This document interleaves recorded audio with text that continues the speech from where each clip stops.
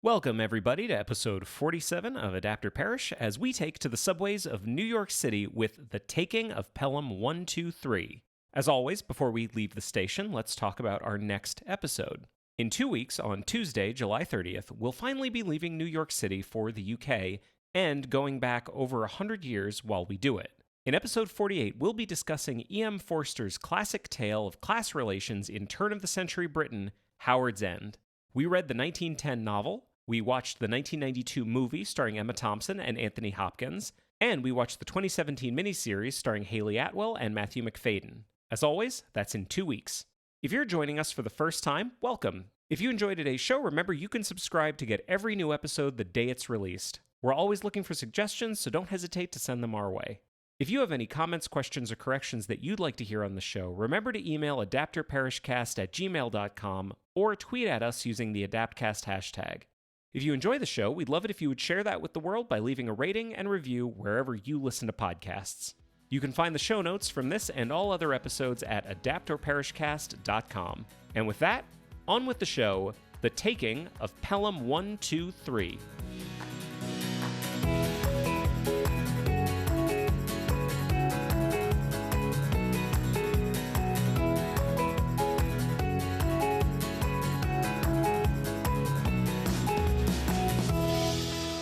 Welcome to Adapter Parish, a podcast about adaptation. My name is Jeremy Latour. And I'm Arielle Lipshaw. And we're coming to you live today from the New York City subway. Yeah, is that what we're doing? Yes. The command center? Yes. Are we coming to you live from the fucked up 70s? Where the fucked up 70s, the weird 90s, and the completely unnecessary 20,000s. Oh, that's great. That's great. I feel like that's appropriate. Hey, so would you like to tell everybody what we're talking about today? Yes, we are talking about The Taking of Pelham 123, the 1973 novel by John Gotti. Followed by the 1974 film, The Taking of Pelham 123, and the subsequent 1998 film, and the subsequent 2009 film, all by the same title, The Taking of Pelham 123. This was one that was fun. So I had never seen the original until like a few years ago. And it was like on TV, and I thought, oh, it's like this movie from the 70s with Walter Matthau. Like, this looks fun. I loved it. Mm-hmm. I think it's a wonderful movie. And then like the 2009 version came out, like the Denzel Washington one that we're going to talk about later. Yeah. I assumed for years that was it. Yeah. That it was just an old movie and a new movie. And so I suggested we do it for the show, and we found out... There's 3. Oh, there's 4, because there's a book, too. Oh, right. And also a TV movie. Yep. So we did everything. Oh, was this the one that you didn't realize there was a book? Yeah, I didn't know. Oh, yeah. Because I usually like, if Jeremy suggests something, or I suggest something, I'm the one that... we have a whole spreadsheet, and I'm the one that does the research on, like, what exists. And I was like, oh, yeah, because we're going to have to read the book. And you were like, the what now? The who? The what? And the what? Why? And the what movie? The 1998 movie? Anyway, we thought this would just be an easy one, and we'd only have to watch 2 movies, but we had to watch 3 movies and read a book. Do you want to just jump right in? Well, I do want to say, I really feel like this completes a trilogy of our podcast, because this is now the 3rd book that we have done that was written by a man in the 1970s who had some kind of knowledge that he felt he wanted to impart, that we did not like. So we did The Godfather by Mario Puzo. What was the knowledge that Mario Puzo was trying to? He knows a lot about the mafia. Okay. And then we did Jaws by Peter Benchley. Mm-hmm. And Peter Benchley knows a lot about sharks. Yes. And really wants you to know that he knows a lot about sharks. Mm-hmm. And he wrote a book about sharks.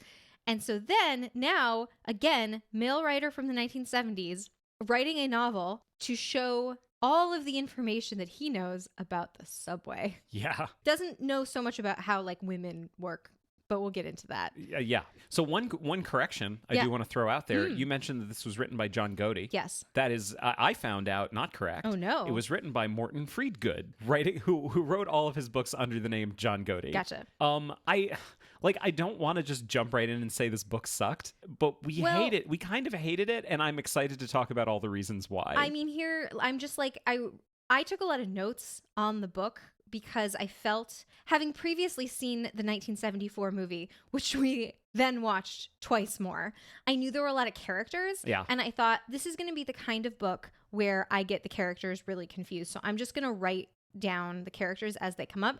And to his credit, John Godey made that very easy for me because not even each chapter, but like each subchapter or section is not in first person, but from the perspective of a given character. And so what I wrote down were all of the characters from whose perspective we see. So we see the action of the book from the perspective of 24 different characters. I'm just going to throw this out there really quick. How many of those do you think are women? Oh, I know this one. It is one. One. And what is her job? Oh, she is a sex worker? Yeah.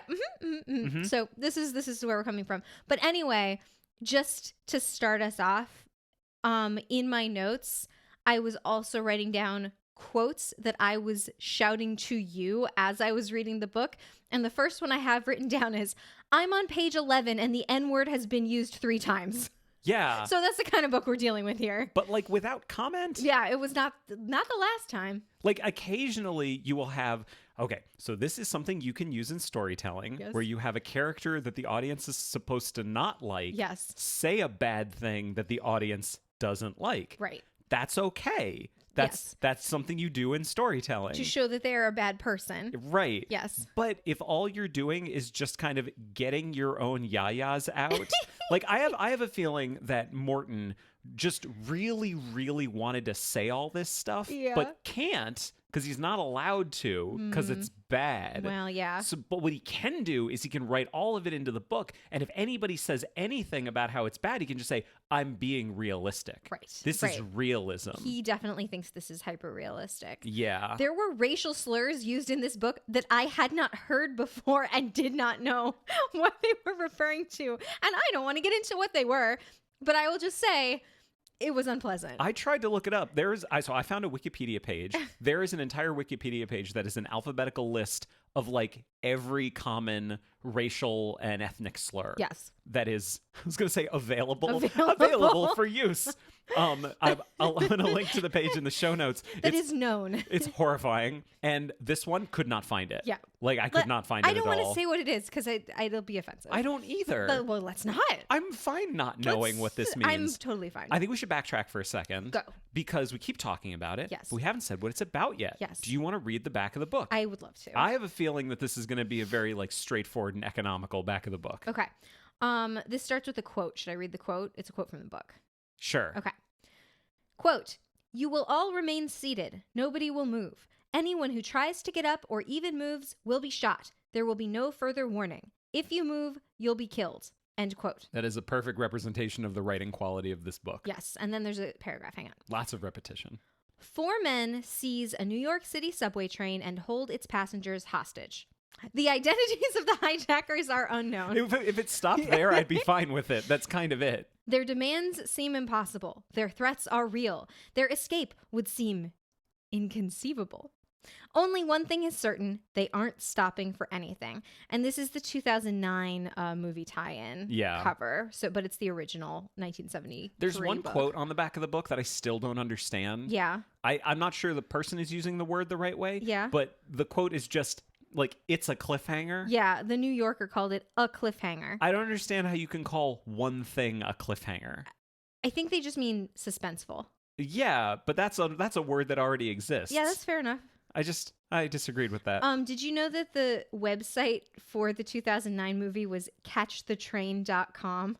I doubt the studio knows that was the website for this. I just noticed that. Oh, jeez. Oh, jeez. Gosh. But, like, super straightforward story. Yes. Like, literally, that's it. Mm-hmm. A bunch of guys take a subway train, hold the people hostage, and then they ask New York City. They ask New York City for money. They demand money. I'd be really bad at this. Yeah. This is not my job. This is not my calling. Could we have some money, please? We'd like some money, please. We won't hurt them. No, I'm sorry. I'm sorry. I'm sorry. I'm sorry. Yeah, no, I'm sorry. It's too much. It's too much. Yeah, I think I would apologize way too much to hold anybody hostage. Yeah, no, you would not be good at that. You're as I said earlier today, you are too good for this world. Oh, thank you. It's really sweet. But, okay, so I hate this book. Yeah. I hated this book. And I've been really trying to think about why I hate it. And it really comes down to 2 things. What he's saying is bad and how he's saying it is also bad. Yes. Do you feel like that jives with your experience? Yeah, yes. I'm just looking through my notes, and I don't think this is the kind of thing where we need to go through like every one of our notes in order throughout the book. But I have like one in particular. There is a scene where after the city has already agreed to pay, we meet the president of the bank who has to get them the $1 million that the hijackers have asked for in cash. And there's like a whole half page that's dedicated to his press agent. Do you remember that? Yeah, kind of. Yeah. There's just an insane amount of backstory given for everybody. Yeah. Like, we have to know who people were when they were a kid. Yeah, for sure. And he also does the thing that Mario Puzo does a lot. That's what I figured you would bring that up. Which is he'll use a normal word that like is taken from another language and then define it as if you didn't know. You pointed out, because there is a mafia character in this book, like someone that used to work for the mafia. One of the hijackers used to work for the mafia, but doesn't anymore. Yeah. So you pointed out there was like a couple of times he did that with Italian, but I noticed it because they keep using the word macho, and he like puts macho in quotes and then defines it as if it was a word you wouldn't know. And I guess maybe in the 70s it was a new word in the vernacular. I bet it wasn't. But I bet it wasn't. Okay. There is one section. I don't know if we're getting ahead of ourselves by jumping straight to like something in the end of the book when we haven't even really talked about the characters. But if there was one section of the book that I can think of that just exemplifies the things we're talking about. The tone. Yeah. And the relationships between the characters, it's towards the end. Should I give a little like setup for this? Yeah, give a little setup. We'll go back and explain more about the plot, but like this is sort of overall tone of the book. Yeah. And I should say, obviously, spoiler alerts, like we're going to completely spoil this whole story. Definitely see the 1974 version. Yes. Spoiler alert. We liked it. It's the best one and it's great. Okay. So they've taken this train hostage, and there's a whole thing where the hostage takers get off the train and they start the train moving, and the city doesn't know that they're not on the train anymore. Yeah. So the 18 hostages are still on the train, and it's hurtling down the tracks. They've disabled the dead man's switch, so the train can move without a person being there, but nobody really knows that that's even possible to do. Yeah. So they've deceived everyone. Now, one thing that's happened is over the course of the book, we've met a lot of these characters. Yes. Now, you mentioned Anita before. Yes. The sex worker. Yes. She's kind of this is a segment that we'd like toyed with in the past. She's kind of a dish of the day. Yeah. And this is probably not a great reference to make, but if anyone has ever read The Hitchhiker's Guide to the Galaxy, there is a joke where they are in a restaurant in the future, in space, and what they've done is they've created an animal that wants to be eaten, and they bring it to the table, and it's telling them what parts they should cut off of it to eat. Yes. This, I feel, is a great way to describe how women are sometimes written, where they're there just to be sexually objectified, which, by all the male characters, which would normally, be bad and take away a woman's agency.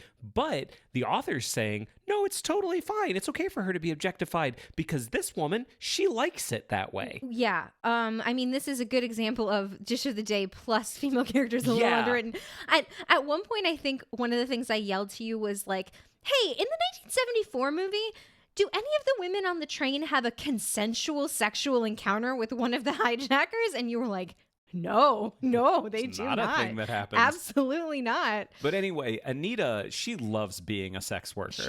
But she's worried that she's aging out of it. Yes, because she's a professional. We hear things from her perspective that is very much the men writing women subreddit, which I highly recommend. All right, well, give me the book. Yeah, okay. All right. So this scene is happening near the end. The train is running away. There is a plot point where basically if they hit a red light, the train will stop automatically. Yes. But the hijackers have told the city, turn all their lights green. Yes. So to be clear, there's 18 people on this runaway train in desperate fear for their lives. This section has everything. Anita Lemoyne swayed to the front of the car. Behind her, the old man, the self-made prophet, was still holding forth. Anita braced herself against the sway of the car and looked through the window. The tracks, the tunnel, the posts were swept up in the rush of the train as if by some powerful vacuum cleaner. A station whipped by, an oasis of lights, crowds of people, 2 names, Brooklyn Bridge, Worth Street, 3 or 4 more to South Ferry, the last stop, and then what? I never knew these things went so fast. The theater critic was standing behind her, a towering man. There's a theater critic on the train. Of course there is. Rumpled, wheezing, as if supporting his weight was an effort. His face was tinted with a booze flush. His eyes were blue, combining innocence and knowingness. which meant, Anita thought, that the innocence was for show. The knowingness couldn't quite be concealed. They're on a runaway train. This is so... I hate this. Everything is always something and something else. He can never decide between anything. It's something as if something was something. Are you afraid? He said. You heard the old guy. He knows the subway. He says. I just wondered...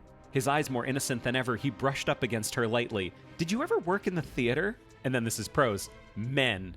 Well, it helped pass the time. 2 years. I thought so. The wheezing stopped. I see so much, but I knew I had seen you in a theater. I wonder where. You ever been in Cleveland, Ohio? They're on a runaway train. Sure, you worked there? The Little Gem Theater? I worked in that theater. Usher and sell popcorn. Who talks like this? Ever, but especially in this situation. You're joking. He laughed and used the sway of the train to give her a solid bump in the ass. Out of habit, automatically, she returned a little grind, and it started him wheezing again. Who would joke at a time like this? We could all be dead in 5 minutes' time. It's called hanging a lantern on something. There's another one in like a paragraph. He backed off. You don't believe the old man about the red signal stopping us? Sure, I believe him. She pointed a finger at the window. I'm looking for the red signals, but all I see is green. She backed her butt into him and gave it some pressure. Why not? It might be the last time ever. She arched her back and felt him rise to the occasion. Letting him have a joggle or two to keep him interested, she continued to watch the dismal flying landscape. They sailed past Fulton Street and back into the tunnel. Ahead, as far as she could see, the signals were all bright green.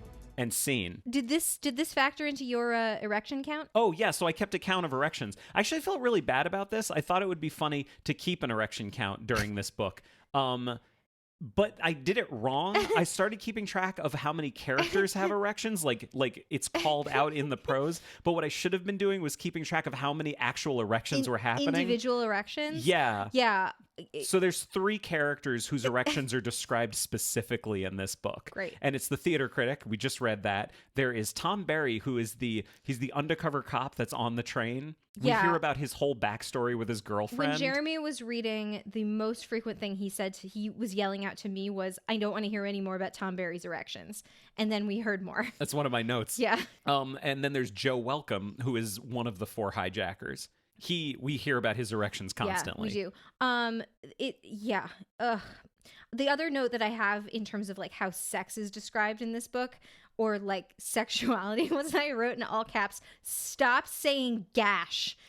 Oh, it's awful. It's awful. It's really bad. I have one more thing to say about the prose, which is actually, if you hand me the book. So we got this book. I think it was a Saturday. I said to Jeremy, hey, I think I'm going to start reading The Taking of Pelham 1, 2, 3. He said, great.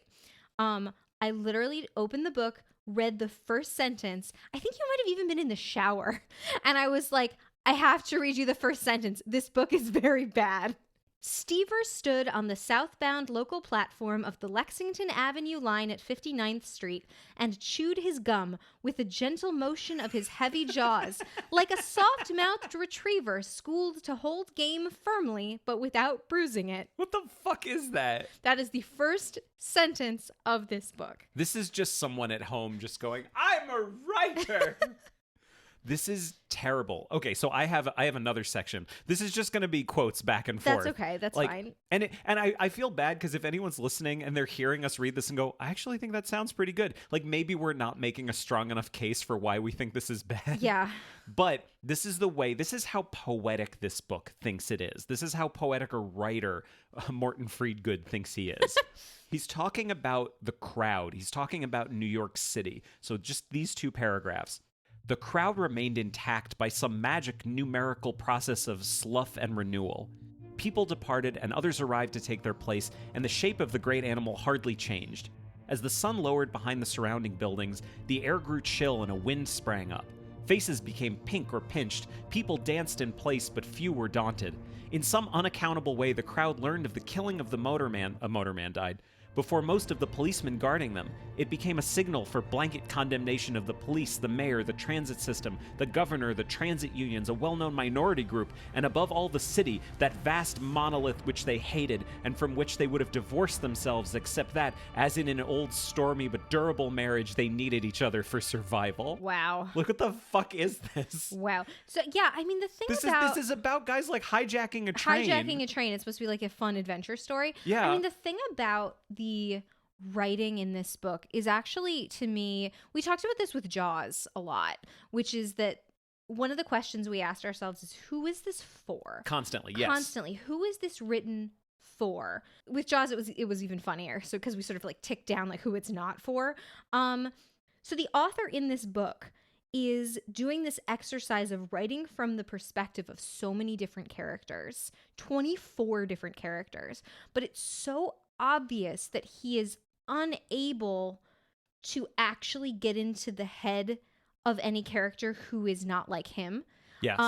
It's this very classic, like I said before, this like men writing women thing.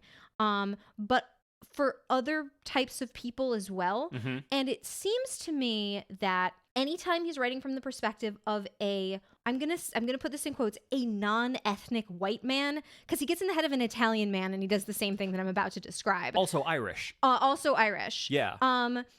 That is neutral. Like that is a neutral state, and that person is able to have like thoughts and experiences unrelated to their identity. Yes. But anytime he's writing from the perspective of a woman, a Black person, an Italian person, like as you say, like even an Irish person, Mm-hmm.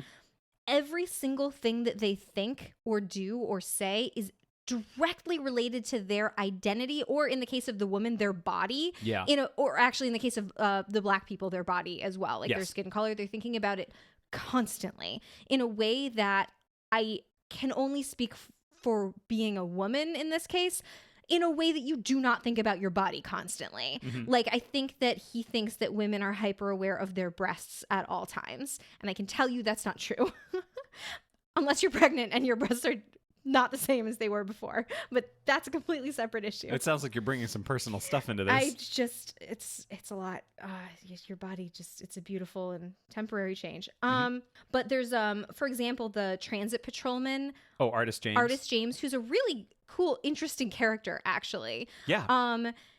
But like there's one point where he is Black. Like, he as is you say, Black. every character who is not like just a normal standard white, like non-Italian, Yeah. non-Irish white person, they're never described, but Yeah. every other character has to be described. And Artist James is like immediately described as being Black. Yeah, and like the other major character who is Black is Clive Prescott, who is also very conscious of being Black at all times. Yes. And then there's another Black character that we hear a little bit from his perspective, who's like, they don't say Black Panther, but like he's kind of a Black revolutionary who's on the train. The Black militant. Yeah, like the he's Black always militant. referred to as the Black militant. And literally, so as I was taking notes on who all the characters were, I just would write down like a little note on who they were to help me remember. And for him, I literally just wrote Black guy, because that's his whole identity. That's it. There's nothing else. But at one point, like, it is so interesting that he, the author, clearly thinks he is writing full, fleshed out, fully realized characters. Yes. And then he has a character like Artist James, who has a backstory and thoughts and stuff going on, say to himself something like, they can't see me in the dark. Like, it's really shitty. It really sucks. Because people don't think of themselves that way. There is a racist overtone even within the minds of these characters, because it's through the perspective of this author, Yeah. who has not examined his own privilege, I think. Well, I think a huge part, and this might make a good segue into talking about the movie, but a huge part of it is context. Mm-hmm. Because, like, the line you're saying about Artist James, because basically Artist James, like, goes into the tunnel down where the train is being held. Yeah. The train is not moving at this point. The train is being held in one spot. He goes down the tunnel and he makes the observation, both in the book and in the movie, that he is not going to show up in the dark the way a white cop would. Yes. Which, I'm not going to get into the realism of that, but that's an observation that's in both the book and the movie. Yes. And just because of the context and the way the characters are written in the book, it feels really dumb and insensitive. Yeah. But in the movie... he's joking. Like, in the movie, it's clearly a joke, and it's clearly not the only thing he's thinking about himself. Yeah, in the movie, it's like kind of a self-deprecating joke. Right. Like, I hope they don't shoot me. Yeah. Yeah. I'm trying to think of, like, other shit I want to say about this. I just think it is so... It's just so poorly written. There's, like, other examples I can think of. There's one right here, like, about the level of detail that Friedgood and Goldie wants to include in this. This is, like, again, this is detail he feels is important, because I think he wants you as a reader to know the amount of thought he, the writer, put into it. Yeah. And he's talking about how after the money has been delivered, so the hijackers get their $1 million, this is how he's describing how they're all going to carry the money away. So names like Stever, Ryder, Longman, these are the hijackers. Stever stripped, placing his coat and jacket neatly on the seat, and Ryder checked the ties on the money belt. 4 of them had cost Ryder a pretty penny to have made up. They were on the order of a life jacket, fitting over the head and tying at the sides. Each one contained 40 pockets, distributed front and back in 2 tiers, evenly spaced. Altogether, there were 150 packets of bills, which figured to 37.5 packets to a man. Not that they were going to split it that finely. 2 of them would have 37, 2 would have 38. Let me ask you, my co-host, Yes. do you care about most of what I just read? Is it relevant in any way? No. Is it relevant beyond needing to prove to the audience that the writer thought about it? No. No. I hate this. Yes. I hate it. I hate it so much. It's not good. But I feel like there are 2 characters we should talk about that'll serve as a really good kind of segue into the movie. Yes. And that's the characters of Ryder and Prescott. Okay. So Ryder is the leader of the hijackers. Yes. How would you describe his character? He is like the mastermind. Yep. For sure. Definitely. He is the one that has made the plan, and he has gathered this group of hijackers, all kind of Ocean's 11 style, each for their individual talent or muscle or knowledge or whatever. Kind of dumb Ocean's 11. Yeah. Ocean's Subway's 4. Right. Ryder's 4. Ryder's 4. You understand that Ocean's 11, it's not because they're on the ocean, right? No, I get it. You know that his name is Ocean. I know that now. Okay. Just making sure. Thank you. Thank you for your Can correction. we run through them really quickly, actually? Yeah, for sure. So there's Ryder, who's the head guy. The head guy. There's Longman, who is, and they all get their own perspective, as you were saying. Yes. There's Longman. Now, the reason Longman is part of this plan, he's the reason this plan is happening because he used to be a motorman on the subway. He's an ex-motorman. Yeah. Then there is Welcome. Who is crazy. Yeah, who is... Ex-mafia. He got kicked out of the mafia for being too violent. Yes. And then there's Stever, who's big and dumb. Yes. And that's kind of all we have. Yes. But let's get back to Ryder. Yes. Stever is the one whose jaw was like a soft retriever or whatever. Yeah, right.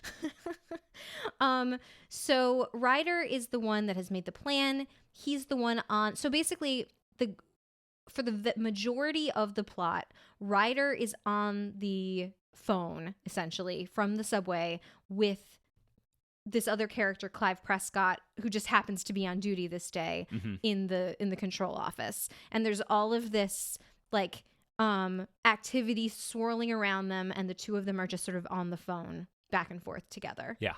So Ryder basically has this plan that's very well thought out. He has demanded the $1 million. He wants it in cash, and he wants it in an hour.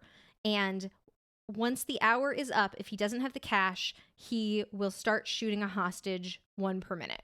And that is a plot point that remains consistent throughout all of the different adaptations. Yes.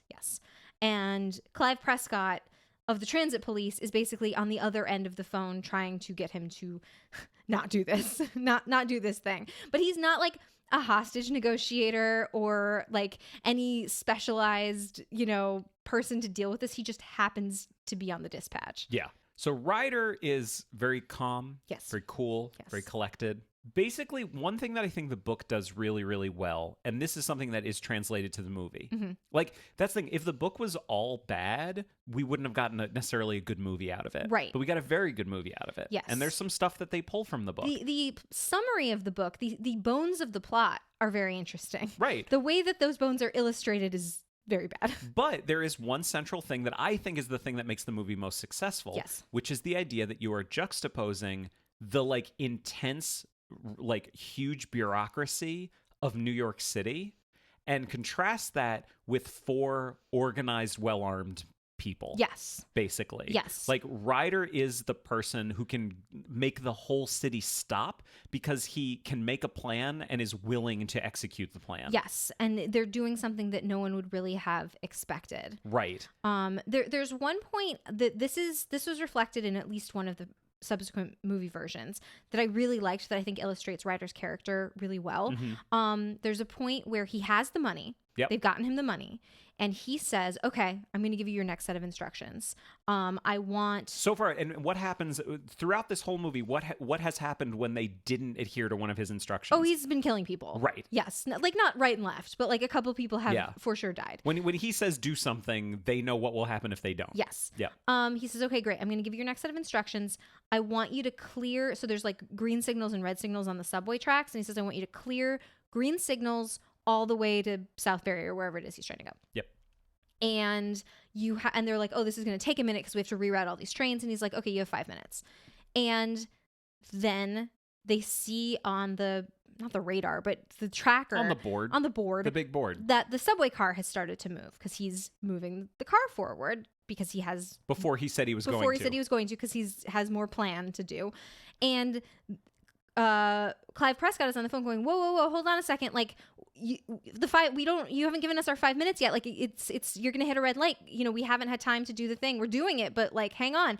And Ryder says to him, oh no, I understand. Like, I understand that I'm the one changing the agreement. I'm not going to hold you responsible. Don't worry about it. Like, he's making a plan and he's sticking to it.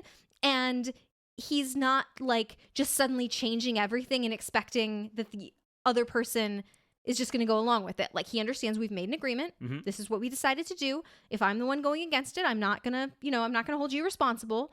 Don't worry about it. Yeah. Like, I really like that about it. Really shows a lot about like the sort of methodical nature of both his character, but also like this plot. Totally. It's very well thought out. No, the thing I really like is the fact that throughout the book, they constantly refer to him as being crazy. Mm-hmm. And we as an audience know he's not crazy. He's not crazy. He maybe is a sociopath. Yeah. Like, but that's different. Yeah. That's not the same thing. Yes. Like, he doesn't really seem to have any hesitation to kill people, but he also wants to get the money. Yeah. And he wants to do it as easily as possible.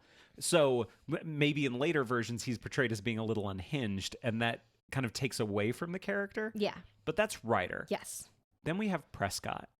Now, it's weird to say that Prescott is like the other main character, because I would say, like, in the way this book is written, I don't think any characters who aren't the hijackers are treated as main characters. That's right. And I think that, not unreasonably, the movie versions all kind of hit upon this dynamic of like the guy on the train is talking to one guy in the control booth. So that one guy, we're going to combine a couple of different characters into him being the main character. Right. In this case, the guy that he's talking to is Clive Prescott of the Transit Police, but there are a bunch of different other characters that are also kind of doing stuff and sometimes talking to him and stuff like that. But Prescott's kind of a minor character. Yeah.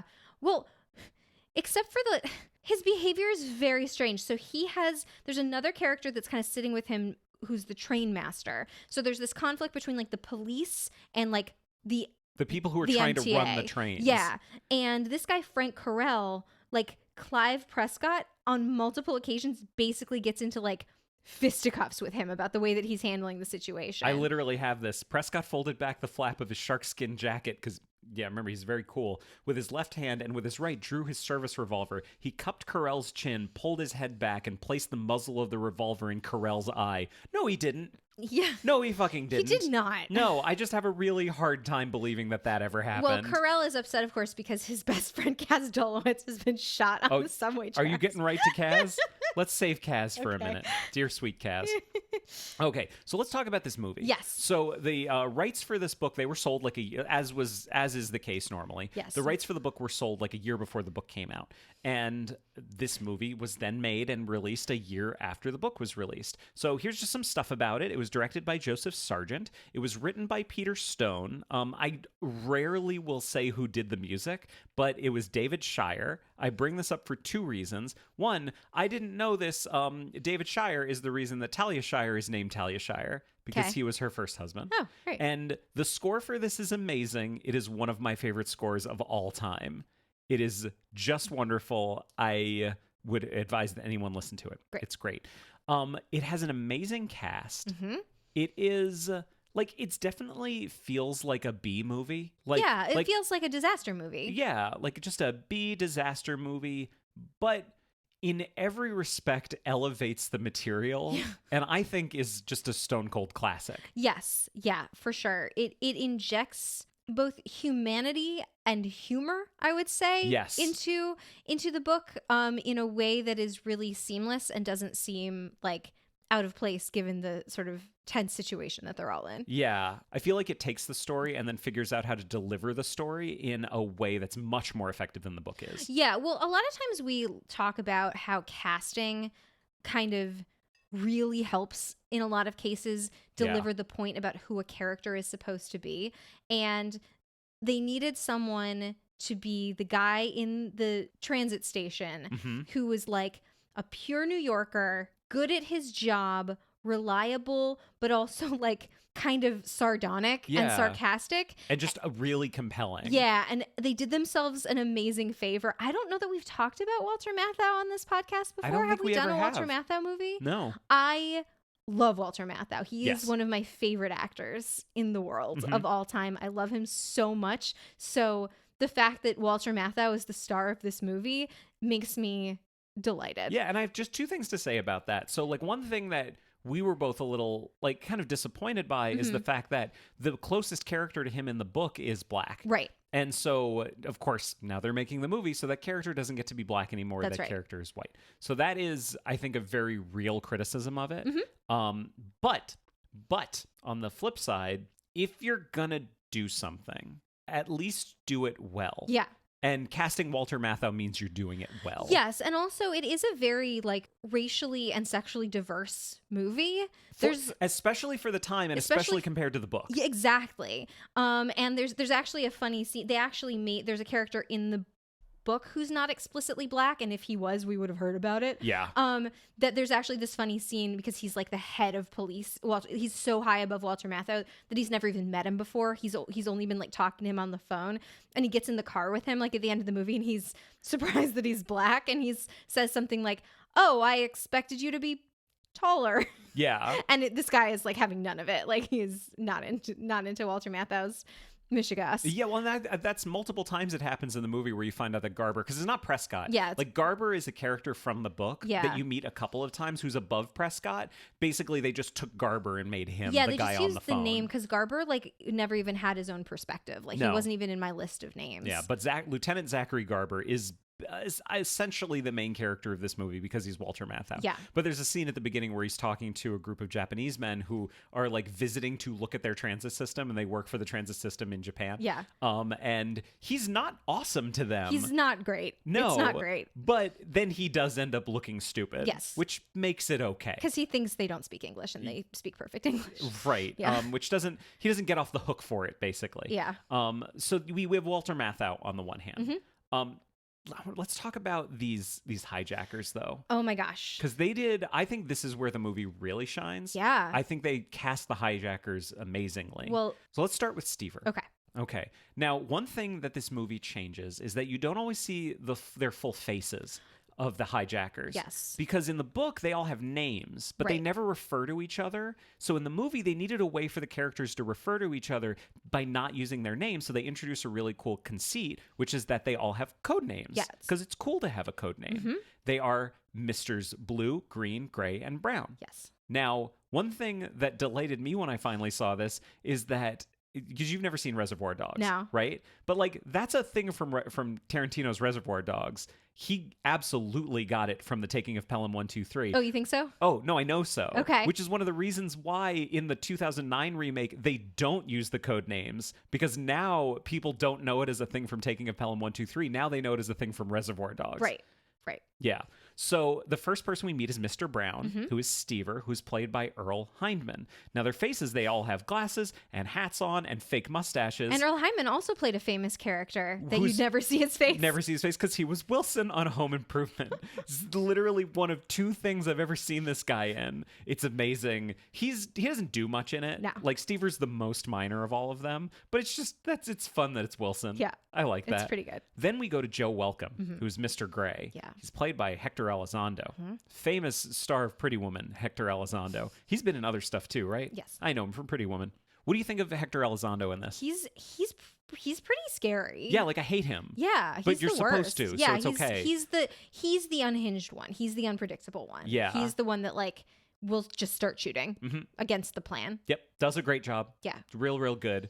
Then we get Martin Balsam as Longman, who is the ex-motorman. With a cold. Yep. Or Mr. Green. And that's another thing that's like inserted. The movie just makes all these little additions that make it so much more entertaining. Yeah. So like, do you want to give away like the big thing? Yeah. So this guy having a cold is, you think, a minor point. Like, oh, he's sick, but this was the day of the hijacking, but he keeps sneezing. Like he's in the cab while Ryder is talking to Garber, because he's driving the train and turning stuff on and off and like doing the subway man stuff. Yep. And he keeps sneezing, and Garber keeps saying Gesundheit. Yep.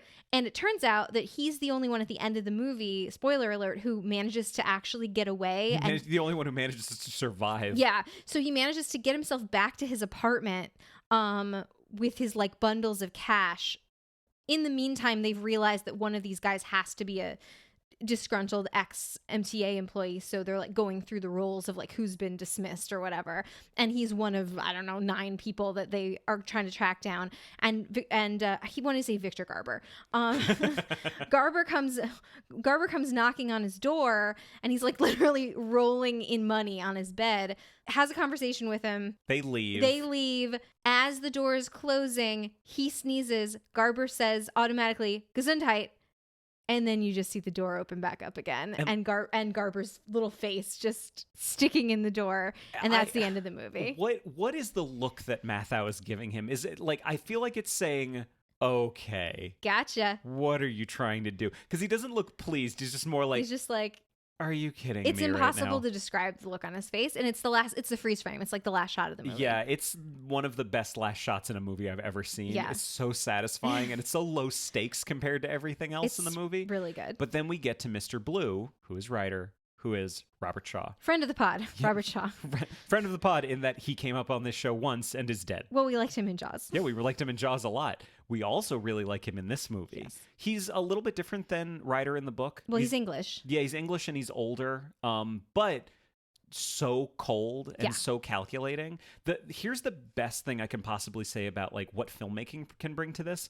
The character introductions of Ryder and Garber, I think, are beautiful, and not only serve as really great character introductions in the moment, but they also serve to kind of thematically show what the central like conflict of the story is. Mm-hmm. So when Ryder is introduced, we see him like waiting for the train. Right. And he's kind of nervously, like not nervously, but methodically like tapping his feet together and waiting. He is observing everything around him. He's like the definition of like focused and in control. Yeah. Right? Yes. When we meet Garber, what is Garber doing in the first shot that we see him? Oh, he's asleep at his desk. Yep. He's just asleep. He's just asleep waiting for someone to wake him up. I think that is the perfect example of what the basic conflict of this movie is. Well, and then like not only is he asleep, then someone comes along and says, oh, here, you should do something that you don't want to do and is totally not part of your job. You have to lead these Japanese tourists around. Who is a woman, by the way. There's a woman in this movie. Yeah, there are women in this. There are women. Like, look, okay, let's be honest. It's a movie in 1974 in New York City. About men doing manly things. There's not a ton of women in this movie, but like so much more than the book. Yes. And also so much more than like the 2009 version. And also someone had the good taste to take out the entire sex worker plot, which is fine with me. Like, she's there. Yeah. She's clearly there. And I think they decided on set that she was a sex worker. Yeah. But it's not called out explicitly. No, I guess it is. No, it is because Hector Elizondo is like being gross to her. Yeah. And like I think he calls her a whore at one point or something like that. But she's offended by it. She's offended by it. But not in a way that makes you think that he's wrong. Right. But those are our boys. Yes. Those are our hijackers. Our bad boys. But like, the thing I love about this movie so much is that, yeah, there's the hijackers. Yes, there's Mr. Blue, Robert Shaw. And yes, there is Walter Matthau as Garber. But there are so many memorable characters in this movie. Like, Garber's the main character only because he's the one on the phone with Mr. Blue. Mm-hmm. And he probably has more screen time than anyone else. But like, not much more screen time than other characters. And the other thing too is that all of these other characters, like, they really do find a way to introduce you to who they are without necessarily reverting to stereotype. And necessarily, And At least not in an offensive not way. in an offensive way. It's more in a very welcoming kind of we're a community. Like, this is New York City kind of way. Exactly. Like, it takes a village. We're all part of a beautiful tapestry. Yeah, that's right. That's right. I'm not even talking about the people on the train yet. I'm talking about like yeah, the people on the train is where it gets a little ridiculous. Yeah. But like, for example, Garber has this sort of contentious relationship with Jerry Stiller, who's also like his really good friend. I disagree with you. Their relationship is not contentious. They are best friends and they love each other. But like, they're always giving each other a hard time. Yes, that's because true. One is transit police and one is New York City police. Yeah. And so they're giving each other a hard time about those things. But Jerry Stiller's with him at the end in that last shot, like sticking his head around the door. But there's all these like stereotypes of people on the train. Like, there's the old Jewish man. Yeah. There's the black guy. There's the black pimp. The black pimp that went to Vietnam. Yep. There's the unbelievably annoying woman with the 2 children. She's amazing. We've said this before, but like, there are movies where you can just pick an actor at the beginning of the movie and say, I'm only going to watch them for the rest of the movie and have a great time. She is that person. Yeah, she's like, anytime she's in the... Jeremy called it out when we rewatched it last night. He's like, she was doing something in the background. Wailing. Yeah. Just like screaming. Just clutching her 2 children to her. Can I actually read one line from the book that we thought was amazing? Basically, when the hijacking starts, the woman like calls her kids back to her. The woman reached out for the boys and drew them to her convulsively, planting them between her spread legs, their original and ultimate safe harbor. And Which said... We disagreed about the meaning of that. Well, yeah. I don't think we need to get into it. It's bad writing. It's so good. But I do want to talk about, there's 2 basic locations of characters that I think are worth talking about. There is the command center.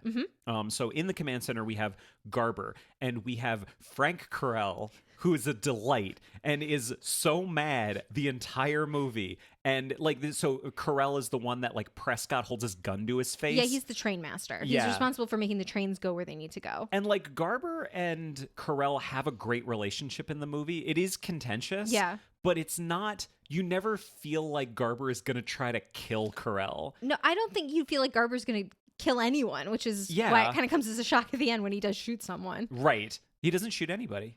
Doesn't he shoot one of the... No, the undercover cop shoots Stever. You're right. So, like...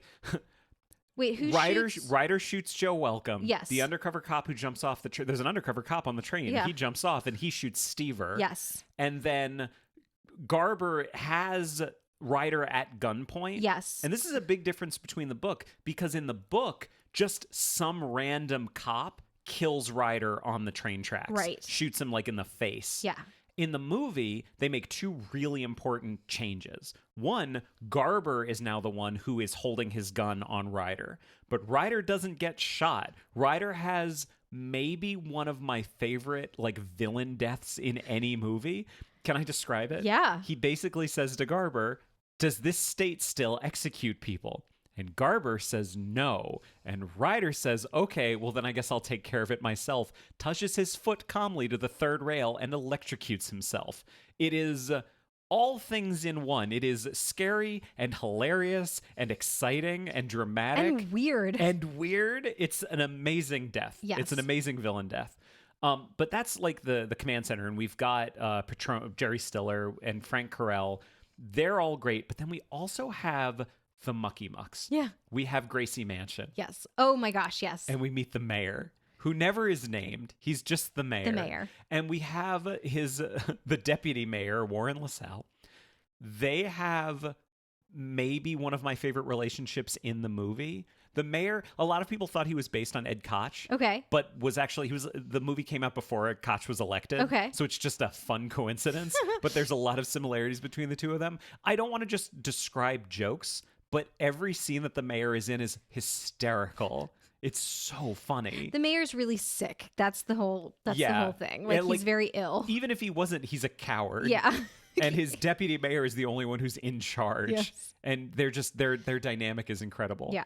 But there is one character we haven't talked about. We've mentioned him. This is probably the biggest change of any character, I would say, between the book and the movie. And any specific named character. And I think it's a change that's really more about context. Yeah. And presentation. And attitude. Yeah. Because like on paper, I bet if you looked at the book and the script, the character isn't actually that different. Yeah. But it's a character like we hated in the book. He was the worst character in the book. Just constantly spouting awful racism, Misogyny. like deep misogyny. There's basically like there's a woman working on the control desk, and women haven't been allowed to work down there for very long, and he hates it. He thinks the whole railroad's going to shit because this one poor innocent woman is allowed to work there, and just as unpleasant a person as you can possibly imagine. Now in the movie, instead, he is incredibly racist, incredibly misogynistic, incredibly unpleasant, just incredibly abrasive. but we love him so much. We love him so much. He is my favorite character in the movie, and that is sweet, dear Kaz Dolowitz. Dear Kaz Dolowitz, who is not long for this world. Who was guilty of nothing but being a racist piece of shit. When the train first gets taken, he takes it upon himself to go down into the subway and confront for no reason. Like, just because he needs to be in charge. I'm not going to do his voice. I'm not going to do any of his lines. He is New York in a person. He's the worst parts of New York in a human being. He literally goes from dealing with a wedding ring being dropped down a toilet to confronting subway hijackers with machine guns. With machine guns within 10 minutes at the same level of intensity. For both incidents. And then he is mowed down. And then he is mowed down, and it is so sad. I love Kaz Dolowitz so much. And then Frank Carell basically like stops like agreeing to do his job because he's like, but they killed Kaz. Yeah. My best friend. Like, this movie, I feel weird because like I feel like this happens with us a lot where like if the thing is good, I feel like we don't have as much to say about it. Yeah, I think that's normal. Because it's good. It's just good. I don't want to ruin it. Yeah. I want people to watch it. And so I feel like people listening, you're one of two groups of people. Either you've seen it or you haven't seen it. And if you have seen it, I mean, based on the fact that it's a popular movie, I'm assuming you like it and you know what we're talking about. Yeah. If you haven't seen it, like, oh my God, see it. It's good. It's so much fun. Every moment, every character is allowed in the space of the movie to be a character. They're not caricatures. Mm-hmm. They could be. They could so easily. They could be. But in the way the film is made, it's a really confident movie. Like, it's a movie that's really willing to change tone. I feel like I see that a lot where a movie doesn't really understand, or a director doesn't really understand how to use tone, where a movie can only be one tone forever. Or it's like, I feel like Michael Bay is a good example of this, where like the movie is two tones. Mm-hmm. He only does two tones. Like crazy gigantic action and or like romantic. I was going to say goofy comedy because I think he does romance really badly. Right. And the romance never works. They did it well. Yeah. But like that's kind of in there. This is the kind of movie where at times you are really scared for the lives of the people that are on this train, and you're scared at how prepared the criminals are, but it's also incredibly funny. And it gets to the thing I was saying before about how the central idea that makes this story work is you have a group of people who are dangerous and prepared butting up against the ridiculous, unprepared bureaucracy of New York City in the 70s. Yes. And if that is the mission statement of the movie succeeds, I would 100%. Totally. I think it's amazing. Totally. I love it so much. Yeah, I mean, I will say, like, I think I've mentioned this on the podcast before. Usually when we get to the end of something, I'm so sick of it and never want to see it again. In this case, after we watched the 2009 movie, I was like, I just want to watch the 1974 movie again. So we did. It's so much just fun. Watched it again. Now, we haven't talked about the 1998 version as much. No. But I think we need to talk about it right now. Yeah. I didn't even know about this. Well, this was a television film. Yeah. So I do want to say a couple of things about this. This is a TV movie. It's like a TV movie's TV movie. Yeah. In every single way. Like, the people that are in it, these are not movie stars. They're TV people. They are TV people. But some really good TV people. Yeah, I don't know who I was referring to, but I did write poor man's Dennis Franz at one point. Oh, that's like one of the guys working in the command center. Yeah. I know exactly who you're talking about. Yeah. But it's not that guy. Yeah. So this was directed by Felix Enriquez Alcala. Okay. Now, I looked this guy up, and I was surprised to see that I have basically watched half of what this guy has made. His oeuvre. He has been directing for decades for TV, and he has directed. I can't even list the shows he's done because it's everything. Okay. Here are two that are coming to mind, like Battlestar Galactica and Breaking Bad. Okay. Like these are two very popular shows. I mean, good for him for having a career. He's got a hell of a career. Yeah. Really amazing. Really, I was impressed by it. I don't know that the movie was super successful. It was written by April Smith. I couldn't find it. She wrote a lot of TV for a long time, but I couldn't find anything like amazing that stood out. I wonder if the Lady Hijacker was her idea. I would imagine that both the Lady Hijacker and Babs Cardoza. Oh, is the motor lady? The motor lady. Yeah. Yeah, I bet they were both her idea. That wouldn't surprise me at all. But we'll get to those ladies in a second. Mm-hmm. One other big thing that I will say about the making of this movie, you'd never know by watching it. You would never know. Do you think anyone watching this movie could tell that it was not actually shot in New York City? Yes. Yes, constantly. Constantly. Yes, because it was clearly Toronto. Clearly, because it doesn't look like any city. And if you need a city that doesn't look like any city in particular, you shoot in Toronto. I think you just offended our friends in Toronto. What are you talking about? Well, they would probably say their city looks very much like a city. It looks like Toronto. But Toronto's never allowed to look like Toronto. Okay. That's the one thing that I feel like is true. I was recently in Toronto. It was nice. No, Toronto's awesome. Yeah. It's great. You're trying to make it sound like I'm against Toronto, and I'm not. Toronto's great. Cool. But it is not New York City. That is a fact. Like the subway car they're on doesn't look like any subway car I've ever been on in New York City. Nope. It just does not look like it. It does not. They've done a lot of things to really kind of streamline it and make it more of a TV movie. So, for example, we talk about there's all these different locations that are happening that aren't on the train. In this, it's basically one location. Yeah. It is the command center for the New York subway. Right. Well, and there is an interesting sort of progression of technology through the three movies, that they use to track the train. One Also, might say in the 2009 movie they go too far. I would say so. But the other thing to be aware of is there's actually some realism to this, because in 1974 there were 4 different subway lines, all with their own systems of control and different tracks. By the time you get to 1998, it's just the New York City subway system. Yeah. So you didn't have like the IRT, the BMZ or whatever. You don't have that anymore. Yeah. So I assume that's somewhat realistic. Mm-hmm. I want to talk about our hijackers. Yeah. Much in the same way we talked about them before. Let's start at the bottom. Mm-hmm. They are no longer Mr. They are just colors now. So they are blue, green, gray, and brown. Mm-hmm. Now, brown, this time, is a lady. A lady woman. Now, with a belly shirt, because it's 1998. Yes. This movie is more 1998 than any 1998 movie I have ever seen. The whole thing just looks like a Reeboks commercial from 1998. It's ridiculous. It's insane. This movie is insane. Yeah. It is a crazy, crazy TV movie that like you can't even watch. It's a bummer. I had to buy like a secondhand DVD of it. It's such a bummer. Yeah. So we get Tara Rosling as Brown. Mm-hmm. Now she's crazy. Yes. She is unhinged. Yes. And crazy. Yes. And also not good. No. Would you agree with that? She's not great. She's not great. I wish it bums me out that there isn't more to say about her. They tried to give her this plot where she like bonds with this other lady, and the other woman's like trying to reach out to her like woman to woman humanity, like, why are you doing this? Yeah. Blah, blah, blah. And it turns out she cannot relate to anyone on that level because she is nuts, and also then gets shot. Yep. It's not great. Yeah. Then we go up to Gray, who is he's Joe Welcome. Mm-hmm. So he's the one who's unhinged. And here's the deal. If it's 1998 and you want an actor who's willing to play unhinged, there's only one person that you get. And that is Donnie Wahlberg. Bleached blonde hair and all. I don't think that's bleached. I think that's how his hair naturally looks. I've never seen him look any other way. I defy anyone to show me that Donnie Wahlberg's hair is not naturally bleached. Okay. This is like fresh off New Kids on the Block. Like this is not long after.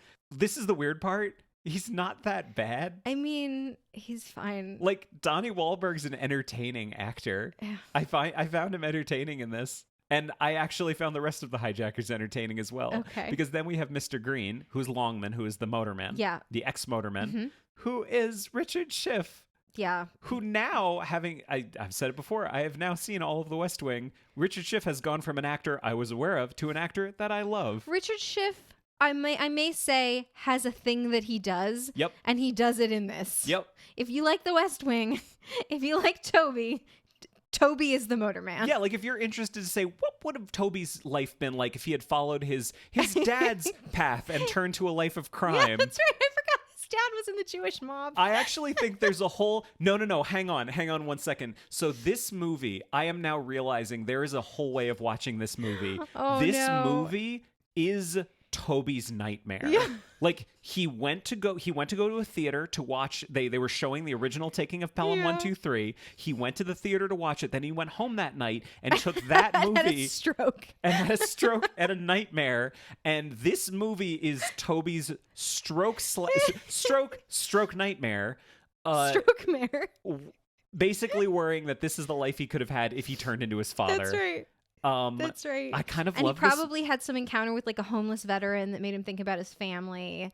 Oh my God. Right? Yes. Yeah. Oh, God. I kind of like this movie now. Okay. Is that weird? Yes. Then we get Blue, who is Vincent D'Onofrio. Oh, God. Who I feel bad because I've seen Vincent D'Onofrio in things that I think he's good in. Never for this show. No. Because Never for this show. Because the other thing we saw him in, he was Moriarty in Sherlock Holmes: A Case of Evil. Yes, one of the worst things we've watched for this show. He's not good in either of these things. He's not good. He's He just looks not great though. Yeah, he's tall and doing his thing. He's in his very like fit period. Yeah, he's playing a character that is not suited to his strengths as an actor. For sure. He's trying to be Robert Shaw, and he is not Robert Shaw. No, he really shines like in sort of the more giant bug oeuvre than the... I mean, here's the deal. If you need someone to play like a cockroach inside a human skin, you get Vincent D'Onofrio. Yeah. There's no one else you get for that because he's Yeah. the best at what he does. If you need a bug in an Edgar suit, that is what you go for. That is what you need. He is the best Edgar suit I've ever seen in anything. But then there is one more person that's important to mention. We've already mentioned her, and that is Babs Cardoza. Yes. Who is the motor woman who has been taken hostage on this train. Yes. And it's weird that what we wanted to see was more women, but we didn't want to see it like this. She's elf girlfriend. Oh, elf girlfriend and a dwarf boyfriend? Yeah, from our Hobbit episode? From the Hobbit. It's like, yes, I want a woman, but not like this. Oh, I understand that reference. Yeah. Yeah, she's you recognized her, didn't you? Yeah, she was on ER for a couple seasons. Do you know who directed a whole bunch of episodes of ER? This guy? This guy. Yeah. Yeah. Yeah, she just like has she's a woman of color. She's from the streets. Yep. She had her kid taken away. And then got her kid back. Got her kid back. So now Yeah. she's got a good job working for the city. Yeah. And she really thinks that Brown could turn her life around too. And then she dies. Then she gets shot on the tracks. Yep. It's really bad. It's not great. It's not. It's just not much of anything. Yeah. But then we go to the command center, and so we've basically got like not even that many characters. Like the mayor's not in this one. Mm-mm. We see like the deputy mayor and stuff like that. We do meet Kaz Holowitz For some reason. and. I feel like anyone who doesn't love Kaz Dolowitz as much as us would not be offended by this, but I'm really offended by this. No, there's no way we're the only ones. Like, this version of Kaz is just as angry as the version of Kaz from the original, but is he compelling in any way? No, we were so mad. We were so angry at what they did to dear, sweet, racist Kaz. And then he got killed, and we didn't care. We didn't care. And we were happy not to see that shitty version of Kaz anymore. Yeah. But now, essentially, what they've done is, so the book has Prescott, who in the original movie is now Garber. Right. In this one, now we have two characters. Yes. Because now we live in an age where if you have a hostage situation, you have a hostage negotiator. Yes. I'm talking about the way movie cops work. Yes. Now you need a hostage negotiator. So first we have Detective Anthony Piscotti, who is he's a transit lieutenant. Yes. Or like transit cop. Transit cop. Yeah. Which is what Walter Matthau's character is. Yeah. He's at the command center, and he is played by Edward James Olmos. Yes. And then we also have his friend Detective Ray, who is a regular cop and a hostage negotiator played by Lorraine Bracco. Because Yes. if you need characters to feel like they're from New York, and the fact that you're shooting in Toronto is not helping you at all, you get Lorraine Bracco And Edward James Olmos. Edward James Olmos, especially if you're making a TV movie. Yeah. Right? Okay. I have a question for you. Yes. Is it about Lorraine Bracco? In a second, who would you say is actually low-key the best actor in this movie? Edward James Olmos. Who would you say low-key is maybe the worst actor in this movie? I don't know if it's just me. I think Lorraine Bracco is a terrible actress. She is bad in everything. And she's been in some really high profile things. Yeah. I think she's terrible in Goodfellas. I thought she was terrible in The Sopranos. I don't think her acting is good. So I don't like it. I don't know if this is like an Emperor's New Clothes thing and it's just me, but I thought she was dreadful in this because I think she's not a good actor. The Emperor's New Clothes is that everyone can see that the Emperor is naked. Yeah, but like maybe I'm the one who is naked. Maybe. Who knows? I don't know. But anyway, I don't think... Here's the deal. I can't say about her in everything. I can say about her in this. She is not acting as well as Edward James Olmos is. She is not keeping up. And they are in every scene together. That's right. He's... Like, I was going to say he's surprisingly good. He's only surprisingly good because of the material. Yeah. He's not surprisingly good for him because Edward James Olmos is great. Yes. He's great. He's like charismatic and naturalistic and entertaining in a way that no one else in this movie is. And fits right into Toby's nightmare because there's Mendoza on the other end of the phone. Totally. If anyone's going to stop him from achieving this life of crime, it's going to be Supreme Court Justice Mendoza. That's right. I love this movie now. This movie's amazing. It just goes to show what you can do with a little headcanon. Oh, I love headcanons so much. It's so good. I want to fire this movie out of a headcanon. It's so bad. Like, we haven't even gotten to the movie. No. So it is the original. Like, the script, they took the original script and they made some changes, but there is so much from the original. Oh, yeah. The opening is shot for shot until a certain point. Basically, yeah. Like direct lines of dialogue pulled from out it. It's clear that they didn't really give a shit about the book. They love the original movie. Yeah, for sure. I think it shows a lot of reverence for the original movie. I agree with you. It doesn't, I don't think it does a good job. Yeah. Here are some things, though. So they invent a lot of new dialogue scenes between a lot of the characters and a lot of the passengers. Yeah, I was going to say the hostages because there were a couple that I wanted to mention. Yeah, like these scenes do not work for me because no one talks to each other like people do in New York City. Right. That's my problem with it. But what were some of the call-outs you had? Well, one of the notes that I had was, so there's these two kids on the train, but they're unaccompanied. And one of the notes I had was clearly the screenwriter also found the mother very annoying because the mother is nowhere to be found. But there's a lot of drama with the little boys, and like the little boy has to pee off the back of the train, and like maybe they're gonna shoot the little boy. They're fine. They're fine in the end. The kids are always fine. The kids are always fine. And then they tried to inject.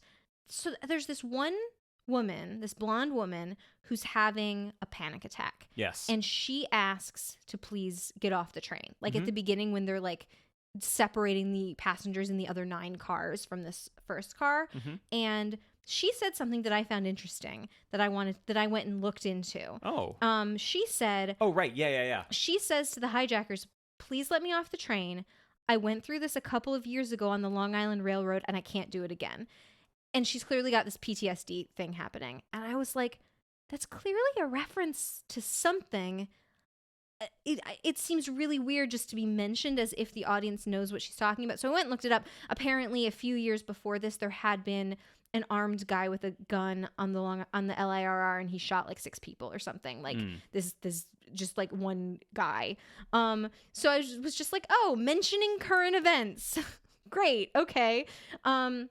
Like, they're not doing a bad job. No, they're just not doing a good job. It was just interesting, like, clearly the kind of way that you probably couldn't make a movie in 2002 about airplanes without mentioning 9/11. This was like, you probably couldn't do a movie about a train hijacking in 98 without mentioning this thing that had happened, like, the previous year. But it was just interesting that they, like, chose to kind of just throw it out there and just leave it. Yeah. Yeah.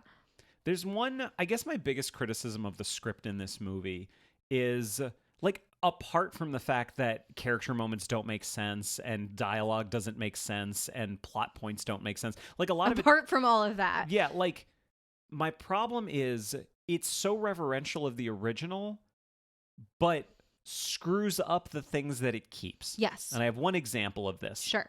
And then I think I'm done. Yes. In the original, all the hijackers are in disguise. It's not like an intense disguise. They're all wearing fake mustaches and glasses and like hats and trench coats. Because in the book, they basically got like socks over their heads. But obviously, you can't really do that in a movie. Right. In this one, they're not in disguise at all. No, not at all. Like, not even a little. No. They're all just dressed the way they would normally dress. But there's a scene at the end of the movie, the book and the original movie, where Ryder, they've all gotten off the train, they all have their money, and they're all kind of debriefing before they part ways. And he's basically saying, like, okay, everyone all at the same time, like, mustaches. Okay, I'll put them in a bag. Glasses, I'll put them in a bag. Unload your guns, like I'll put them in the bag. Coats, put them all in a bag and everything like that. He's having them go through all these things because he's a very methodical character, and they're all in disguise. Right? They have disguises to take off. They can't just part ways because they'll still be in their disguises. In this one, they still have that scene, but none of them are in disguise, so the scene serves no purpose. Right. And it only like you're either watching it and have seen the original, in which case it's distracting because they're not in disguise, or you haven't seen it, in which case it's confusing because why are they doing any of it? Right. It doesn't make any sense. He's just like, take off your jackets and put them in this bag. It's But like they're just wearing their own jackets. And Donnie Wahlberg is like, but this is my jacket. Yeah. Why would I take off that? my jacket? I like my jacket. It's my jacket. Mark gave it to me. Yeah. Why would I take it off? It doesn't make any sense. Yeah. It doesn't make any sense. Yeah, the only other thing I can call out about it, and I guess I feel like it's worth mentioning as we go through, they asked for $1 million in the original, and in this one, they asked for $5 million. What do you think they're going to ask for in 2009? I bet it's going to be like $10 million or something like that. I mean, the one other thing that we haven't mentioned that I will just give a brief mention to is the whole thing looks like it was shot on a security camera from 1998. It's going for a look. Yeah. It's really, like, it looks... It's one of those things where, I don't know, maybe this is too much to go into. I feel like a lot of TV from the 90s looks really bad now because now we're watching it on HD TVs. This is not that. At the time, it looked okay on a TV. Yeah. And now we see how bad it looks. That's fair. It's very like high contrast and blown out and grainy and all this kind of stuff. And it reads like the pilot for a show. And the show is about Detective Anthony Piscotty. And this is his first adventure. Right. And his first adventure is the taking of Pelham 123. But then he's going to get a spin-off show. That's right. Because of it. Stupid movie. So in 2009... Someone decided they had a lot more to say in regards to the taking of Pelham 123. For some reason. Yeah. So this was directed by Tony Scott, brother of Ridley Scott. I want to read some of the other movies that he's made. I feel like I was a lot more familiar with him than you were. Yeah. Is that fair? Yes. He directed Top Gun, The Last Boy Scout, True Romance, Crimson Tide, Enemy of the State. These are big movies. Yeah, Man on Fire, Deja Vu, and then also another Denzel Washington movie. Because basically he made this and said, you know what? I really like having Denzel on a train, but I really feel like we can raise the stakes a lot more. So he made Unstoppable about the train that couldn't be stopped, starring Denzel Washington. His movies have an energy. Yes. I feel like Tony Scott is one of those people where, like, he is a taste. Yeah. If he is not to your taste... I don't imagine liking any of his movies. Well, when we sat down to watch this movie, you said, just so you know, Tony Scott makes frenetic movies. Yes. And then immediately the credits started rolling and it was like zoom, zoom, zoom, zoom. And you stared laughing because the last word out of your mouth had been frenetic. And I had never seen this before. Yeah, exactly. But I was right. His movies are insane. Yeah. I will just say, I mean, rest in peace. Like, I never wished the man any ill. I do not enjoy his movies. That's fair. I liked Enemy of the State. When I saw that in the theater, I liked Enemy of the State. Cool. But Crimson Tide has always been, for me, the submarine movie that isn't The Hunt for Red October. Right, the inferior submarine movie. Exactly. Yes. It was written by Brian Helgeland. Now, a couple things about Brian Helgeland. He won an Oscar for L.A. Confidential. He wrote Mystic River. He wrote two, like, late 90s, like, blockbuster classics. When I say blockbuster, I mean the store, not the designation of how much money it made. Conspiracy Theory with Mel Gibson and Julia Roberts. Cool. And Patrick Stewart. Okay. And The Postman. Oh, good. Il Postino? No, not Il Postino. No, The Postman, starring Kevin Costner and Tom Petty in the future. But he also wrote, and this is the thing, like, I really would love, so I didn't like this movie. I think this movie is utterly unsuccessful. And every part of me that wants to dunk on Brian Helgeland for this is held back by the just utter love that I have for a movie he wrote and directed called A Knight's Tale. A little film called A Knight's Tale. I love this movie so much. I think it is perfect. Okay. It is a wonderful, wonderful movie. Yes. So I don't want to dunk on Brian Helgeland. Because he wrote that Lady Blacksmith. Yeah, she's amazing. Yeah. She's amazing. She's very pretty. He didn't write her being that pretty. She's extremely pretty. Yeah, I don't hold him responsible for that. I think she's just very, very pretty. We both have a crush on her, right? Yeah. This has come up on the show before? Yeah. Oh, during Christmas Carol, right? Yes. Yeah. No, we both have a crush on her. Okay, but they made this movie. And he worked with Tony Scott a number of times. It is, it's got an energy. It definitely has an energy. I found a piece of writing about this movie that I thought kind of encapsulates how I feel about it and how I feel about the people making it and the people who like it. I feel like they missed the point of what made the original good. Yes. Okay. Yes, because I did say that as we were watching the movie. Yeah. This is from Michael Ordonia, who was writing for SF Gate, the publication. This was when the movie came out. Whereas the novel is told from more than 30 perspectives, keeping readers off balance because it's unknown which characters the writer might suddenly discard, the two films focus on the lead hijacker and the Metropolitan Transportation Authority employee with whom he communicates by phone. The new version sharpens that focus until it's almost exclusively a duel between disgraced MTA dispatcher Walter Garber, played by Denzel Washington, and manic gunman Ryder, played by John Travolta. So, a couple things about this. We have a whole bunch to talk about with the names of the characters. Yes. But I feel like this person completely missed the point of the original movie. The reviewer or the screenwriter? The reviewer. Oh. And also, I think, the screenwriters. Because I think the reviewer is right in saying that the new version sharpens the focus until it's just on those two characters. Yes. But to say that the original movie focused on those two characters at the expense of the 30 other main characters the way the book did, I'm not sure they saw the movie. Yeah. Because that's one of the things that makes the movie so good. We already talked about it. Like, right. Garber is like essentially one of the main characters, and he and Mr. Blue have the most exciting scenes because it's the guy talking to the hijacker. Right. But there are huge parts of this movie that Garber is not in. Right. Just like the book, the thing that makes the movie so exciting is that it's this entire cast of characters who are New York City. Yeah, like think of all the shots of just the mayor doing like mayor stuff. Like, right? Like Walter Matthau's not there. Like every character gets a scene where they get to express something about what they want and what they're looking for. And they're not always shown in the context of these two main characters. Yeah. Like even the hijackers. The hijackers aren't always just together. The hijackers are distinct characters shown from each other. That is not true of this movie. No. Like, where do we even start with this? Well, I would like to start at the opening credits. Okay. Because we were sitting there on the couch and the credits started to roll.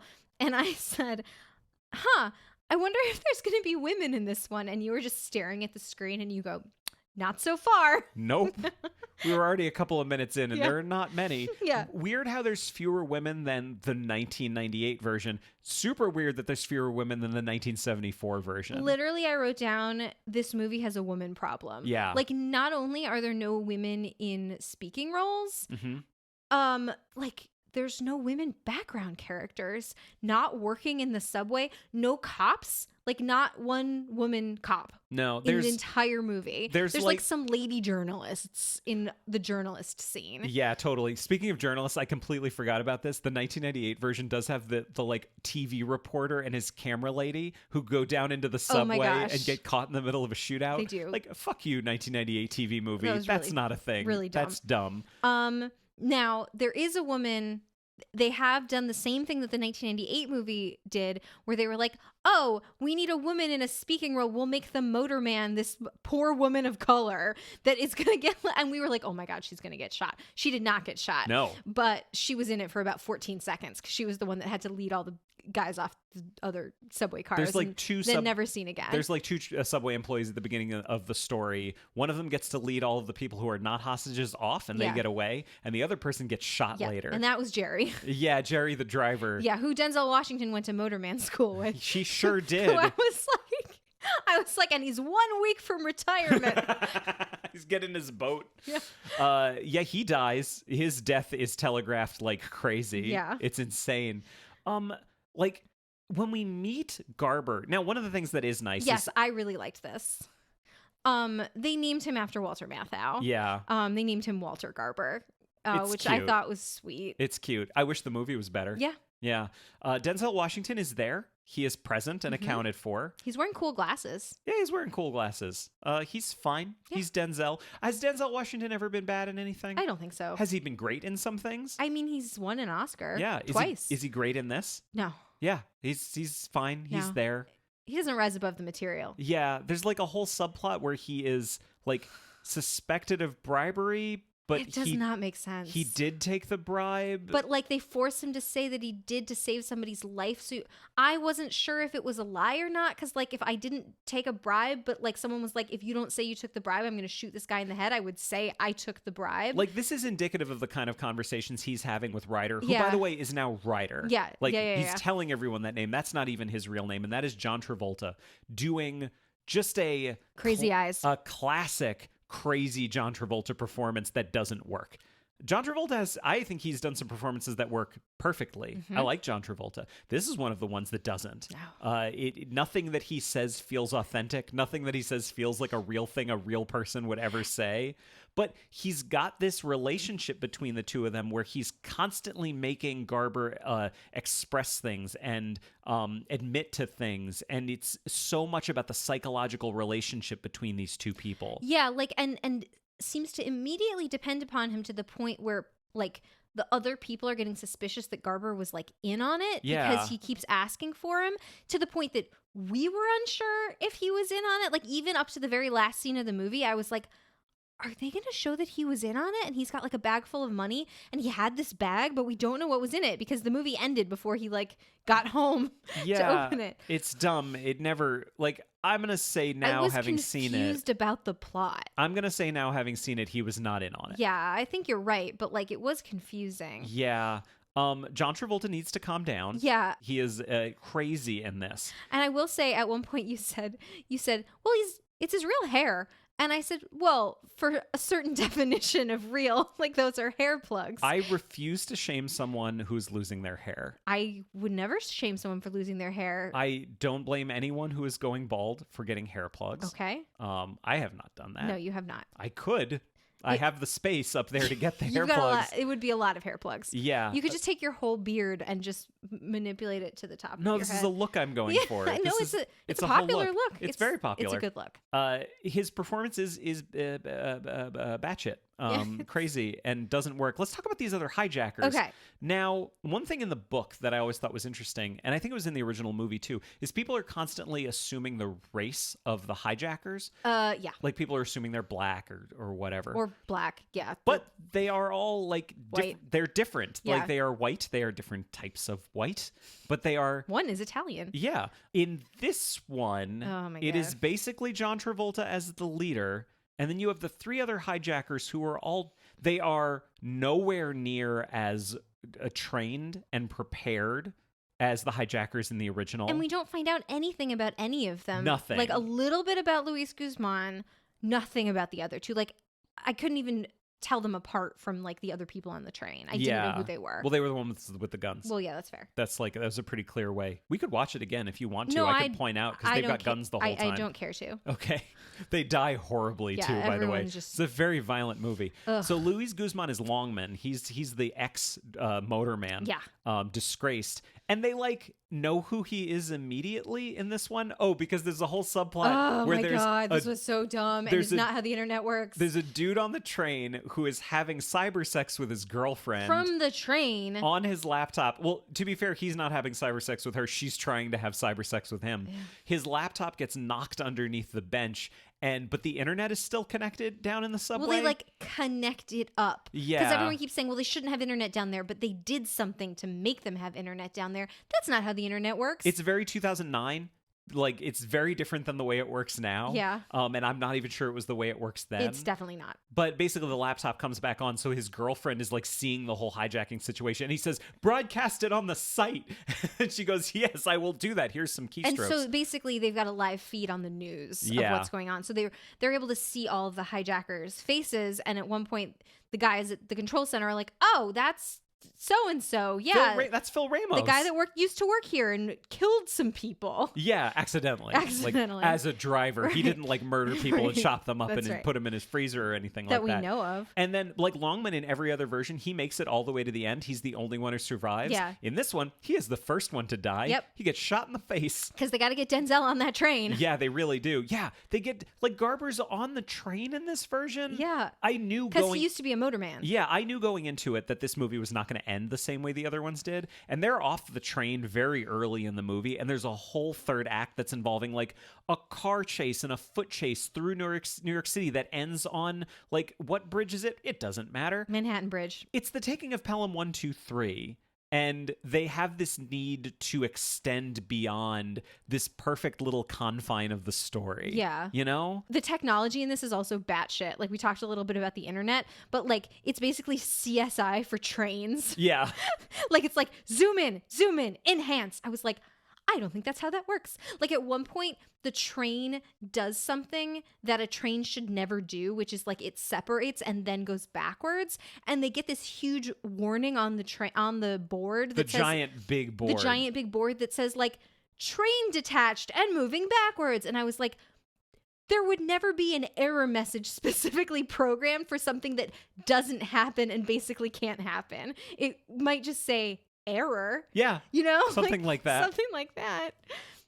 Okay, some other things about this. There are some other characters that we haven't mentioned. So Garber is basically like, he's our big character. Yeah. He's our big main guy. He's got this insane relationship with Ryder over the phone. Ryder in this version is unhinged. Yes. And the thing that makes him dangerous is not that he has a plan. The thing that makes him dangerous is that he seemingly doesn't have a plan. He's completely unpredictable. I want to say something about his plan. Okay.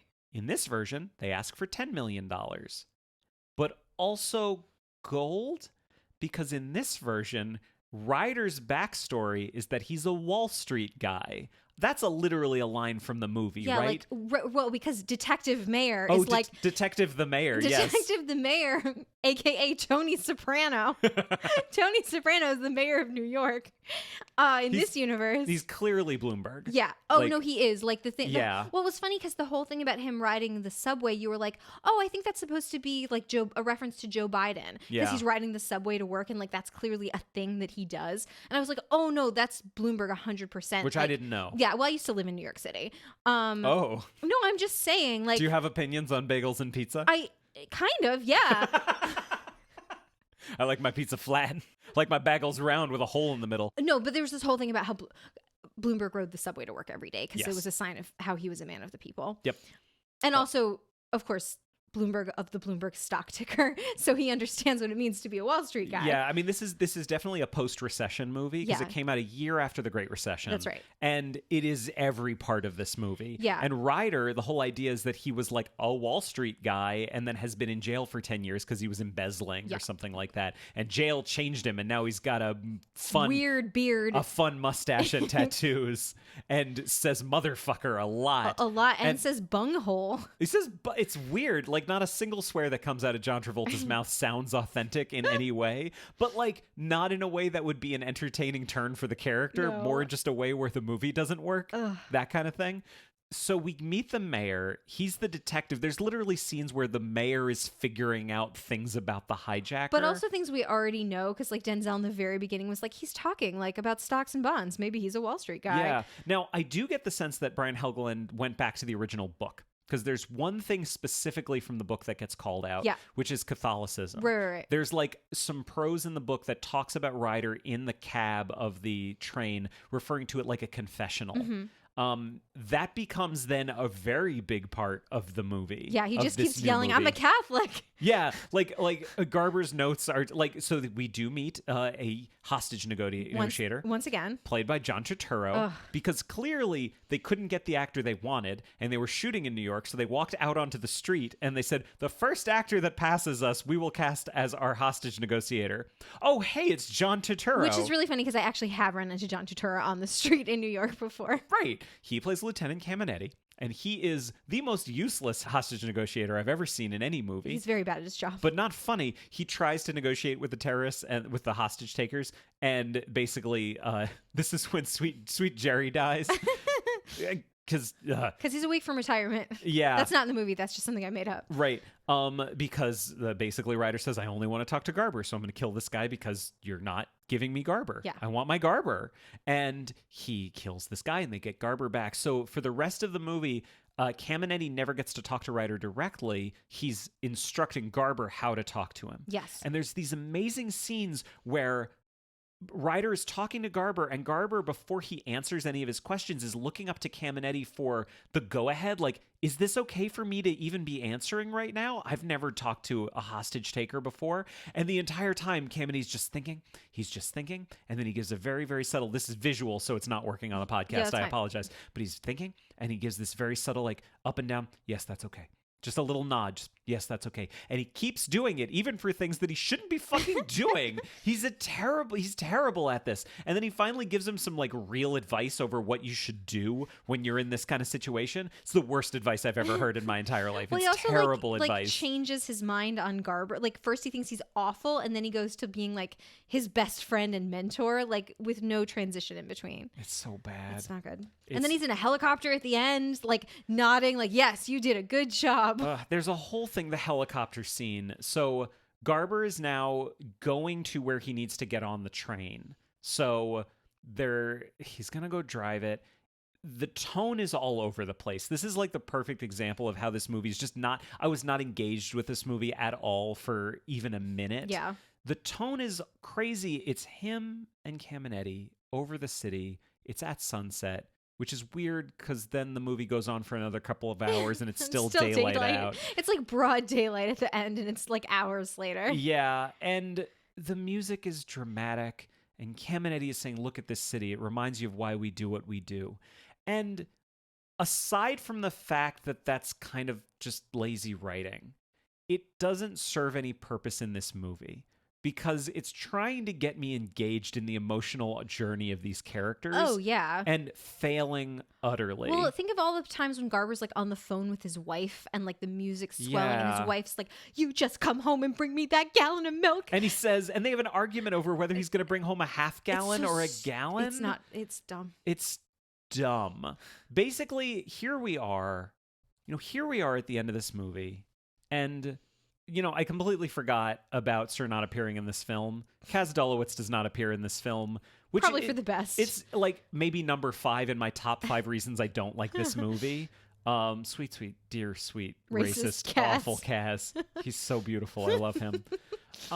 This movie serves no purpose. Yeah. That's my biggest problem with this movie. This movie does nothing. I've now seen it. My life is not different now having seen it than it was for not having seen it. Except for the 2 hours of your life that you'll never get back. But that was actually fun. Watching it with you was a blast. It's not saying anything about New York. Like, that's the thing that bums me out. So, like, the 1988 movie couldn't shoot in New York because they didn't have the money, so they shot in Toronto. This movie actually does get to shoot in New York, but it's not using that for anything. Yeah. It's not saying anything. Yeah, I mean, the funny thing was, like, as much as I hated the book and thought it was bad, after we finished watching this, I found myself saying, gosh, like, because this thing in the book that I really liked, they didn't do, or they did badly. And I was like, I never thought that I would like one of these movies less than I liked the book. Yeah. Right? Like the 98 version, as weird and dumb a TV movie as it was, I had some fun with it. Well, and I also didn't find myself comparing the book to it favorably. Yeah, totally. Right? Totally. Oh my it's gosh. just so weird. Yeah. Let's go back. Let's recap everything. Okay. And let's kind of go through how we felt about stuff. Okay. So the book obviously is not an adaptation. No. But I think it's pretty clear how we felt about the book. Yes. I mean, he managed to come up with a plot that was able to be adapted, in different ways. The plot is not bad. No, the plot's very, very good. The plot's very good. Yeah. The color and tone is bad. Yeah, but also, like, he does have a ton of characters. Like, we Yes. talk about that whole, like, it's the tapestry of humanity The rich in New York. tapestry, yes. Like, even though he doesn't do a good job with it, that's there. Yeah, it's a good idea. It's a really good idea. Yes. So then we come to the movie, 1974. Do you think they cared about the source material? No. No, I don't think so. I don't think so. I think this is just another one in the long lines of, like, these are movies that get churned out. They get the rights to a fun story. They do their best with it, and they bring something of their own perspective to it. But, like, I don't think they care deeply about the book. No, I don't think so either, because I don't think it would have been as good a movie if they were trying to be that faithful to the book. Yeah. Yeah. Like, I think anyone, if they were making it and cared about the book, the tone would have been totally different. Yeah, totally. Because the tone didn't match the book. Yeah, that's right. Did they do a good job? Yes. It is so successful. Excellent film. Just so good. Everyone should see it always.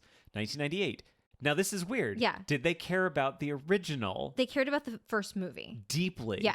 Like, deeply. Yeah. They clearly did. It's so reverential to it. Yeah. I bet they would say, we love that movie. Yeah, totally. I don't know that they really give a shit about the book. No, I don't think they read the book. But I think I'm willing to give them they cared about it. Yes. Because the original movie is like it's like Jaws. Yeah. You know, it's a better version of the story than the book was. Yes. Did they do a good job? No. No. Like, it's kind of fun. Edward James Olmos is always good, but no, it's not good. Not good. Now, Yes. 2009. This is fascinating. Do you think they cared about the source material? I do. I think they cared about the book and the 1974 movie. Yeah, there are multiple references to the book in this movie. Yeah, and they named the character Walter. Yeah. Yeah. Like, I think they really enjoy the original movie. Yeah. Did they do a good job? Absolutely not. Again, no. Like, somehow worse than Yeah, 98. just worse. Maybe it's just because expectations are higher. Who can say? Well, this has been Adapter Parish. If you'd like to find us online, we're on Facebook, Twitter, and Instagram at AdaptCast. And if you tweet about the show, don't forget to use the AdaptCast hashtag. You can join our groups on Facebook and Goodreads, and you can also find and follow me on Letterboxd. If you have anything to say that's longer than a tweet, you can always send an email to adapterparishcast@gmail.com. If you'd like to support the show, there are 2 great ways you can do it. First, tell a friend. Second, a rating and review on your podcast platform of choice would be greatly appreciated. I got nothing. You got nothing for this one? nothing. I'm so disappointed. I know. I'm so sorry. It's so poorly planned. Just like the hijacking. Oh my goodness. Yeah! Bye, everybody. Bye. Good night, sweet cast.